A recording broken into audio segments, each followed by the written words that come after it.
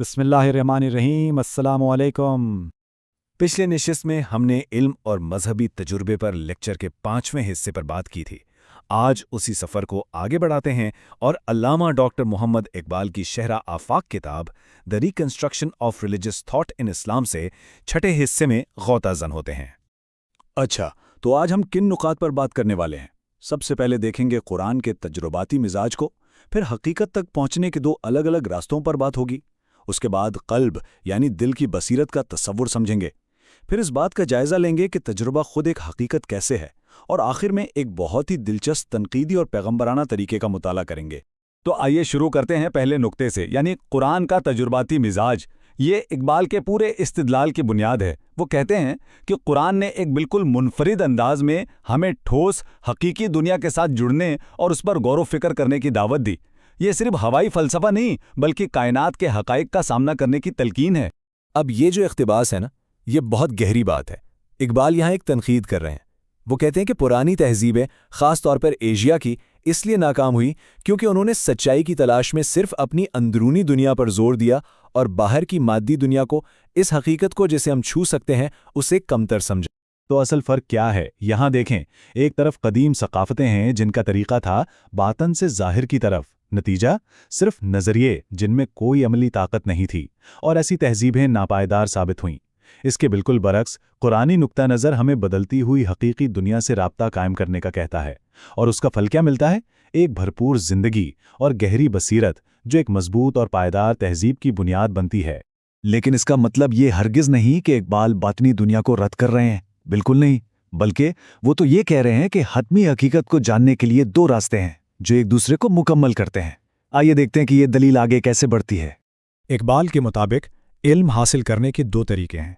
पहला है गौर व फिक्र पर मबनी मुशाहिदा, यानी जब हम अपने हवास के ज़रिए बाहर की दुनिया को देखते, सुनते और परखते हैं तो यह हकीकत से हमारा एक बाल वास्ता ताल्लुक़ बनता है। और दूसरा तरीका है बराह रास्त ताल्लुक़, जहाँ हकीकत खुद हमारे अंदर, हमारे बातन में आश्कार होती है। और कमाल की बात यह है कि कुरान इन दोनों रास्तों को यकसां अहमियत देता है। और यहीं से बात आती है इदराक की बातनी सलाहियत की, यानी वो अंदरूनी आंख जिसे इकबाल हकीकत के मुकम्मल विजन के लिए लाजमी करार देते हैं। यही वो मकाम है जहां कल्ब या फ़ुआद का तसव्वुर सामने आता है। इकबाल अपनी इस दलील की बुनियाद कुरान की इस खूबसूरत आयत पर रखते हैं, फिर उसको दुरुस्त किया और उसमें अपनी रूह में से फूका, और तुम्हारे लिए कान और आंखें और दिल बनाए, तुम बहुत कम शुक्र करते हो। यहाँ सबसे ज्यादा गौरतलब बात यह है कि कान और आंखों के फौरन बाद दिल का जिक्र किया गया है। जी, तो यहाँ कुरान सुनने, अस्सम्मा और देखने, अल अब्सार जैसी ज़ाहिरी हिस्सों के साथ साथ अल अफ़ीदा यानी दिल का भी जिक्र कर रहा है। इससे यह साबित होता है कि दिल भी इदराक का एक इतना ही हकीकी और मुस्तनद जरिया है जितने कि हमारे कान और आंखें हैं। तो ये कल्ब या फवाद आखिर है क्या? इकबाल की नज़र में ये कोई पुरासरार या जादुई चीज़ नहीं है। ये एक बातनी विजदान है, एक अंदरूनी बसीरत है जो हमें हकीकत के उन पहलुओं से रोशनास कराती है जो हमारी 5 ज़ाहिरी हिस्सों की पहुंच से बाहर हैं। यूं समझें कि ये हकीकत को बराह रास्त महसूस करने की एक सलाहियत।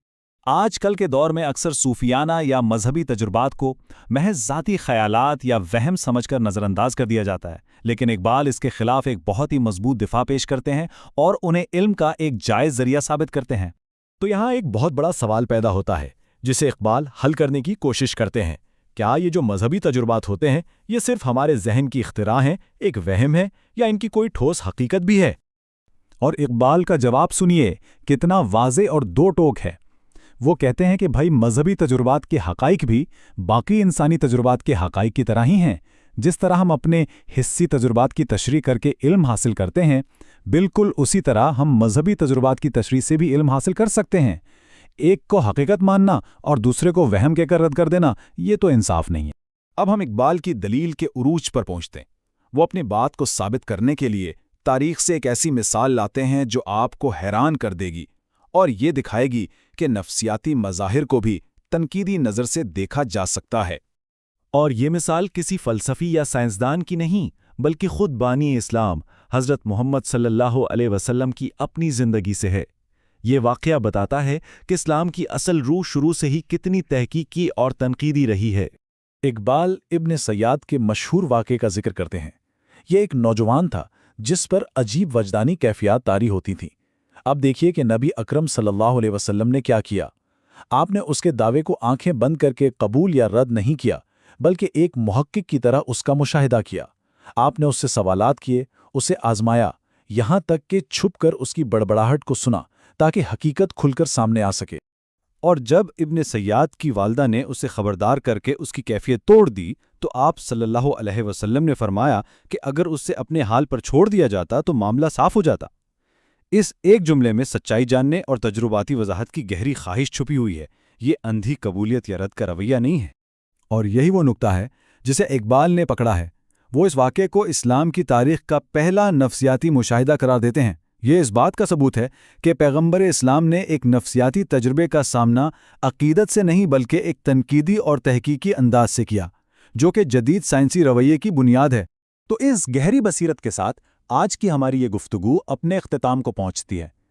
ہم نے دیکھا کہ اقبال کس طرح قرآن کی روح کو تجرباتی اور حقیقی قرار دیتے ہیں اور یہ ثابت کرتے ہیں کہ علم کے لیے باطنی اور ظاہری دونوں راستے نہ صرف جائز بلکہ ضروری ہیں۔